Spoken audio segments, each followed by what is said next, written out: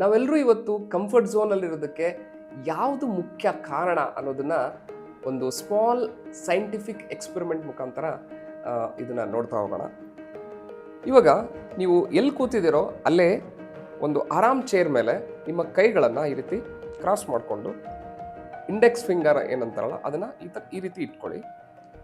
Just keep like this and observe ಮಾಡ್ತಾ ಹೋಗಿ.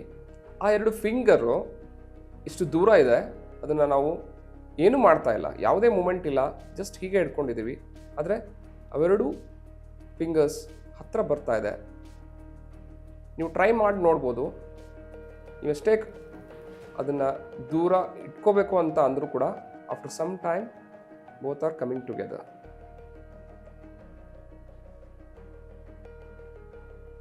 Observe ಮಾಡ್ತಾ ಹೋಗಿ.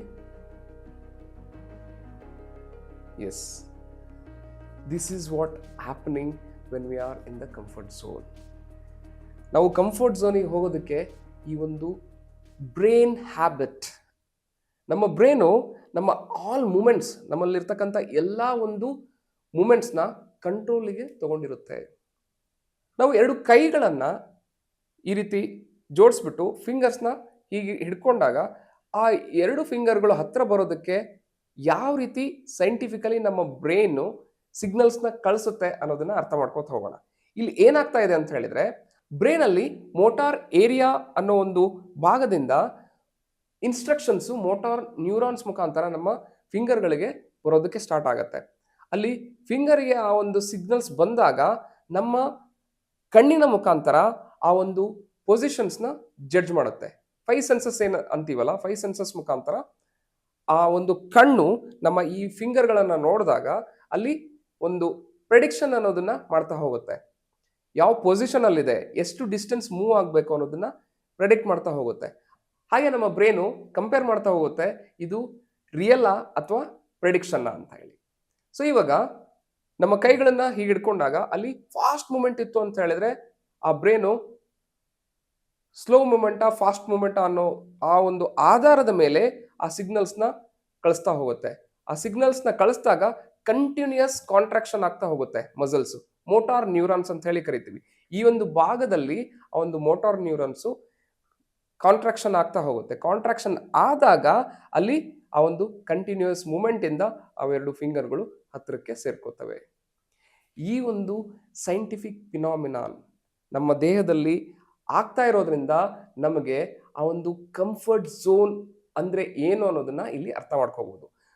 ಯಾವಾಗಲೂ ನಮ್ಮ ಮೈಂಡ್ ಯಾವ ತರ ಇರುತ್ತೆ ಅಂತ ಹೇಳಿದ್ರೆ, ಅದು ಆರಾಮಾಗಿರ್ಬೇಕು ಅನ್ನೋದ್ರ ಬಗ್ಗೆ ಆಲೋಚನೆ ಮಾಡ್ತಾ ಇರುತ್ತೆ. ಯಾಕಂತ ಹೇಳಿದ್ರೆ ಸ್ವಲ್ಪ ಅದಕ್ಕೆ ಸಮಯ ಕೊಟ್ಬಿಟ್ರೆ ಸಾಕು, ಅದು ಒಂದು ಕಂಫರ್ಟ್ ಝೋನಿಗೆ ಹೋಗೋದಕ್ಕೆ ಅಥವಾ ರಿಲ್ಯಾಕ್ಸ್ ಮಾಡೋದಕ್ಕೆ ನೋಡುತ್ತೆ ಎಲ್ಲ ಒಂದು ಸೆಲ್ಸ್ಗಳು.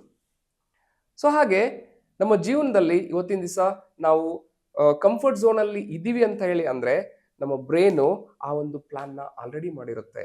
ಯಾಕಂತ ಹೇಳಿದ್ರೆ ನಾವು ಚಿಕ್ಕವರಿದ್ದಾಗಿಂದ ಹಿಡಿದ್ಬಿಟ್ಟು ನಾವು ಆಲ್ಮೋಸ್ಟ್ ಇವಾಗ ನಿಮಗೆ ಏಜು 25 ಆಗಿರ್ಬೋದು, 35 ಅಥವಾ 40 ವರ್ಷ, 60 ವರ್ಷ, ಯಾವುದೇ ಒಂದು ಏಜಲ್ಲಿ ನೀವು ತುಂಬ ವರ್ಷಗಳಿಂದ ನೀವು ಒಂದು ಪ್ಯಾಟರ್ನ್ನ ಡೆವಲಪ್ ಮಾಡ್ಕೊಂಡಿರ್ತೀರ. ಹಾಗೆ ಆ ಒಂದು ಬಿಲೀಫ್ ಸಿಸ್ಟಮ್ ಅನ್ನೋದು ಡೆವಲಪ್ ಆಗಿರುತ್ತೆ. ಇವಾಗ ನೀವು ಅಬ್ಸರ್ವ್ ಮಾಡ್ತಾ ಹೋಗಿ, ನಮಗೆ ಸಂಡೇ ಬಂತು ಅಂತ ಅಂದರೆ ಎಲ್ಲರಿಗೂ ವೀಕೆಂಡ್ ಮೂಡಪ್ಪ, ರಿಲ್ಯಾಕ್ಸ್ ಆಗಿರ್ಬೇಕಪ್ಪ ಅಂತ ಹೇಳ್ಬಿಟ್ಟು ನೀವು ನೆಟ್ಫ್ಲಿಕ್ಸ್ನ ಕಂಟಿನ್ಯೂಸ್ ಆಗಿ ನೋಡೋದಾಗ್ಲಿ, ಅಥವಾ ನಿಮ್ಮ ಒಂದು ಸೋಫಾದ ಮೇಲೆ ಕುತ್ಕೊಂಡ್ಬಿಟ್ಟು ಆರಾಮಾಗಿ ಕುತ್ಕೊಂಡು ಮಂಚಿಂಗ್ ಮಾಡೋದಾಗ್ಲಿ, ಏನೇ ಹೊರಗಡೆ ಹೋಗಬೇಕು ಅಂತ ಹೇಳ್ಬಿಟ್ಟು ಯಾವುದೇ ಹೊಸ ಸ್ಕಿಲ್ನ ಕಲಿಬೇಕು ಅಂತ ಅಂದ್ರೂ ಆ ಒಂದು ವೀಕೆಂಡಲ್ಲಿ ನಿಮ್ಗೆ ಆಗ್ತಾ ಇರೋದಿಲ್ಲ. ಯಾಕಂತ ಹೇಳಿದ್ರೆ ನಿಮ್ಮ ಮೈಂಡು ಆ ಥರ ಪ್ಯಾಟರ್ನ್ನ ಡೆವಲಪ್ ಮಾಡ್ಕೊಂಡಿರುತ್ತೆ. ಹಾಗೆ ನೀವು ಒಂದೇ ಕಂಪ್ನಿಯಲ್ಲಿ 5 ವರ್ಷ 10 ವರ್ಷ ಅದೇ ಕಂಪ್ನಿಯಲ್ಲಿ ಇದ್ದೀರಾ ಅಂತ ಅನ್ಕೊಂಡ್ರೆ ನಿಮ್ಮ ಮೈಂಡ್ ಹೇಳುತ್ತೆ, ಇಲ್ಲ ನಿನ್ನ ಸ್ಯಾಲ್ರಿ ಈ ಒಂದು ಎಕ್ಸ್ಪೆನ್ಸಸ್ಗೆ ಮೀಟ್ ಆಗ್ತಾ ಇಲ್ಲ, ಸೊ ಹಾಗಾಗಿ ಸ್ವಿಚ್ ಓವರ್ ಮಾಡು ಅಂತ ಹೇಳುತ್ತೆ. ಇನ್ನೊಂದು ಪಾರ್ಟ್ ಆಫ್ ದ ಬ್ರೈನ್ ನಿಮಗೆ ಹೇಳ್ತಾ ಹೋಗುತ್ತೆ, ಇಲ್ಲ ಇವಾಗ ಆಲ್ರೆಡಿ ಆರಾಮಾಗಿದೆ, ಸೊ ನಿನ್ನ ಆಫೀಸ್ ಕೂಡ ಹತ್ರ ಇದೆ, ಮಕ್ಕಳು ಕೂಡ ಸ್ಕೂಲಿಗೆ ಹೋಗ್ತಾ ಇದೆ, ಎಲ್ಲ ಸೆಟ್ ಆಗಿದೆ, ನಿಮ್ಮ ಬಾಸ್ ಕೂಡ ಸಪೋರ್ಟಿವ್ ಆಗಿದ್ದಾರೆ, ಯಾಕೆ ನೀನು ಇದೇ ಕಂಪ್ನಿಯಲ್ಲೇ ಇರಬಾರ್ದು ಅನ್ನೋ ಒಂದು ಕಂಫರ್ಟಿಂಗ್ ಮತ್ತೆ ರಿಲ್ಯಾಕ್ಸ್ಡ್ ಆಗಿರ್ತಕ್ಕಂಥ ಒಂದು ಥಾಟ್ ಪ್ಯಾಟರ್ನ್ನ ನಿಮಗೆ ಕಳಿಸೋದಕ್ಕೆ ಸ್ಟಾರ್ಟ್ ಮಾಡುತ್ತೆ. ಹಾಗಾಗಿ ನೀವು ಒಂದ್ ಕಡೆ ಸ್ವಿಚ್ ಓವರ್ ಮಾಡಬೇಕು ಅಂತ ಹೇಳಿ ಅನಿಸ್ತಾ ಇರುತ್ತೆ, ಇನ್ನೊಂದ್ ಕಡೆ ನಾನು ಹೊಸ ಒಂದು ಕಂಪ್ನಿಗೆ ಜಾಯ್ನ್ ಆಗಬೇಕು, ನನ್ನ ಸ್ಯಾಲ್ರಿನ ಇನ್ಕ್ರಿಮೆಂಟ್ ಮಾಡ್ಕೋಬೇಕು ಅನ್ನೋವಂಥ ಒಂದು ಗೊಂದಲದಲ್ಲಿ ಕೂಡ ಇರ್ತೀರ. ಹಾಗಾಗಿ ನಿಮ್ಮ ಒಂದು ಥಾಟ್ ಪ್ಯಾಟರ್ನ್ ಯಾವ ಥರ ಡೆವಲಪ್ ಆಗಿರುತ್ತೆ ಆ ಒಂದು ಬೇಸ್ ಮೇಲೆ ನೀವು ಡಿಸಿಷನ್ ತಗೊಳ್ಳೋದಕ್ಕೆ ಸ್ಟಾರ್ಟ್ ಮಾಡ್ತೀರಾ. ಸೊ ಹಾಗಾಗಿ ಎಷ್ಟೋ ಜನ ಅದೇ ಕಂಪ್ನಿಯಲ್ಲೇ ಇದ್ದು ಬಿಡ್ತಾರೆ. ಅವರಿಗೆ ಸ್ಯಾಲ್ರಿ ಡೀಸೆಂಟಾಗಿ ಬರ್ತಾ ಇರುತ್ತೆ, ಒಂದು ಗುಡ್ ಲೈಫ್ ನಡೆಸ್ತಾ ಇದ್ದೀನಿ ಅನ್ನೋ ಒಂದು ಭರವಸೆಯಲ್ಲಿ ಇರ್ತಾರೆ. ಅದ್ರ ಜೊತೆಗೆ ನಾನು ಗ್ರೀಡಿ ಅಲ್ಲ, ನನಗಿಷ್ಟೇ ಸಾಕು ಅಂತ ಹೇಳಿ ಆ ಒಂದು ಭಾವನೆಯನ್ನ ನಿಮ್ಮ ಮನಸ್ಸು ಯಾವತ್ತೂ ಎತ್ತಿ ತೋರಿಸ್ತಾ ಇರುತ್ತೆ. ಹಾಗಾಗಿ ನೀವು ಯಾವುದೇ ರೀತಿಯಾದಂಥ ಒಂದು ಸ್ಟ್ರಾಂಗ್ ಡಿಸಿಷನ್ ತಗೊಳ್ಳದೆ ಅಲ್ಲೇ ಉಳಿದು ಬಿಡ್ತೀರಾ. ಆಫ್ಟರ್ 10 ಇಯರ್ಸ್ ನಿಮ್ಮ ಲೈಫ್ನ ನೀವು ನೋಡ್ಕೊಂಡಾಗ ನಿಮ್ಮ ಒಂದು ಸ್ಯಾಲ್ರಿ ಮತ್ತು ಎಕ್ಸ್ಪೆನ್ಸಸ್ನ ಮ್ಯಾಚ್ ಮಾಡಿದಾಗ ಅಲ್ಲಿ ಅಜಗಜಾಂತರ ಒಂದು ವ್ಯತ್ಯಾಸ ಇರುತ್ತೆ. ಆಗ ನೀವು ನಿಮ್ಮದೇ ಆಗಿರ್ತಕ್ಕಂಥ ಒಂದು ಬಿಸ್ನೆಸ್ನ ಮಾಡೋಣ ಅಂತ ಹೇಳಿ ಆಲೋಚನೆ ಮಾಡ್ತೀರಾ. ನಿಮ್ಮ ಮೈಂಡ್ ಹೇಳ್ತಾ ಹೋಗುತ್ತೆ, ಆಲ್ರೆಡಿ ನಿನಗೆ 40 ಏಜ್ ಆಗಿಬಿಟ್ಟಿದೆ, ನಿನ್ನ ಕೈಯಲ್ಲಿ ಸಾಧ್ಯ ಇಲ್ಲ, ಇದು ಇವಾಗ ರಿಸ್ಕ್ ತೊಗೊಳ್ಳೋವಂಥದ್ದು ತುಂಬ ರಿಸ್ಕಿ, ಇದು ನಿನ್ನ ಕೈಯಲ್ಲಿ ಮಾಡೋಕ್ಕೆ ಆಗೋದಿಲ್ಲ ಅಂತ ಹೇಳ್ಬಿಟ್ಟು ನಿಮ್ಮ ಮೈಂಡ್ ಹೇಳೋದಕ್ಕೆ ಸ್ಟಾರ್ಟ್ ಆಗುತ್ತೆ.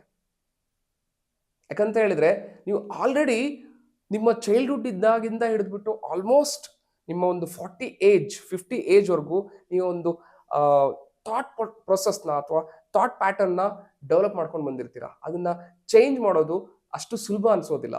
ಆದರೆ ನಿಮ್ಮ ಒಂದು ಬ್ರೈನ್ ಬಗ್ಗೆ ಅದು ಹೇಗೆ ವರ್ಕ್ ಆಗುತ್ತೆ, ನಿಮ್ಮ ಮೈಂಡ್ ಹೇಗೆ ವರ್ಕ್ ಆಗುತ್ತೆ, ನಿಮ್ಮ ಥಾಟ್ ಪ್ಯಾಟರ್ನ್ ಹೇಗೆ ವರ್ಕ್ ಆಗುತ್ತೆ, ನಿಮ್ಮ ಎಮೋಷನ್ಸ್ ಯಾವ ರೀತಿ ಅದ್ರ ಜೊತೆಗೆ ಅಟ್ಯಾಚ್ ಆಗಿರುತ್ತೆ, ಅದನ್ನು ತಿಳ್ಕೊಳ್ಳೋದ್ರ ಮುಖಾಂತರ ನಿಮ್ಮ ಜೀವನವನ್ನು ನಿಮ್ಮ ಕೈಯಲ್ಲಿ ತಗೋಬೋದು. ಹಾಗೆ ನಿಮಗೆ ಯಾವ ರೀತಿ ಬೇಕೋ ಆ ರೀತಿ ಜೀವನವನ್ನು ನೀವೇ ಸೃಷ್ಟಿಸ್ಕೋಬೋದು ಅನ್ನೋದನ್ನು ನಾವಿಲ್ಲಿ ತಿಳ್ಕೊತಾ ಹೋಗ್ಬೋದು. ಇವತ್ತಿನ ದಿವಸ ನೀವು ನಿಮ್ಮ ಜೀವನವನ್ನು ಯಾವ ರೀತಿ ಸೃಷ್ಟಿಸ್ಕೋಬೇಕು, ಇವತ್ತಿನ ದಿವಸ ನನಗೆ ಆಗ್ತಾ ಇಲ್ಲ, ಭಯ ಆಗ್ತಾ ಇದೆ, ರಿಸ್ಕ್ನ ತೊಗೊಂಡ್ರೆ ಮುಂದೆ ಏನಾಗ್ಬೋದು ಅನ್ನೋ ಒಂದು ಗೊಂದಲದಲ್ಲಿ ನೀವು ಇದ್ದರೆ, ನೀವು 3 hour master class every Sunday ನಾನು ಕಂಡಕ್ಟ್ ಮಾಡ್ತಾ ಇದ್ದೀನಿ. ದಿ ಪವರ್ ವಿತಿನ್ ಇಂಗ್ಲೀಷ್ನಲ್ಲೂ ಇರುತ್ತೆ, ಹಾಗೆ ಕನ್ನಡದಲ್ಲೂ ಕೂಡ ಇರುತ್ತೆ. ಆ ಒಂದು ಕ್ಲಾಸ್ನ ನೀವು ಜಾಯ್ನ್ ಆಗಬೇಕು ಅಂತ ಹೇಳಿದ್ರೆ ಅದರ ಒಂದು ಲಿಂಕ್ನ ಯೂಟ್ಯೂಬ್ ಡಿಸ್ಕ್ರಿಪ್ಷನಲ್ಲಿ ಕೊಟ್ಟಿದ್ದೀವಿ, ಅಲ್ಲಿ ಕ್ಲಿಕ್ ಮಾಡೋದ್ರ ಮುಖಾಂತರ ನೀವು ರಿಜಿಸ್ಟ್ರೇಷನ್ ಮಾಡ್ಕೋಬೋದು. ಹಾಗೆ ನಿಮ್ಮ ಕೋರ್ ಪ್ರಾಬ್ಲಮ್ನ ರೂಟ್ ಕಾಸ್ನ ಐಡೆಂಟಿಫೈ ಮಾಡೋದಕ್ಕೋಸ್ಕರ ಫ್ರೀ 1-to-1 ಡಿಸ್ಕವರಿ ಕಾಲ್ ಸೋಮವಾರದಿಂದ ಶುಕ್ರವಾರದವರೆಗೂ ಮಧ್ಯಾಹ್ನ 2ರಿಂದ 2:30 ಒಂದು ಸ್ಲಾಟ್ನ ನಿಮಗಾಗಿ ಕೊಡ್ತಾ ಇದ್ದೀನಿ. ಆ ಸ್ಲಾಟ್ನ ಸೆಲೆಕ್ಟ್ ಮಾಡ್ಕೊಳ್ಳೋದ್ರ ಮುಖಾಂತರ ನೀವು ರಿಜಿಸ್ಟ್ರೇಷನ್ ಮಾಡ್ಕೋಬೋದು. ಅದರ ಒಂದು ಲಿಂಕು ಯೂಟ್ಯೂಬ್ ಡಿಸ್ಕ್ರಿಪ್ಷನಲ್ಲಿ ನಿಮಗೆ ಸಿಗುತ್ತೆ. Thank you.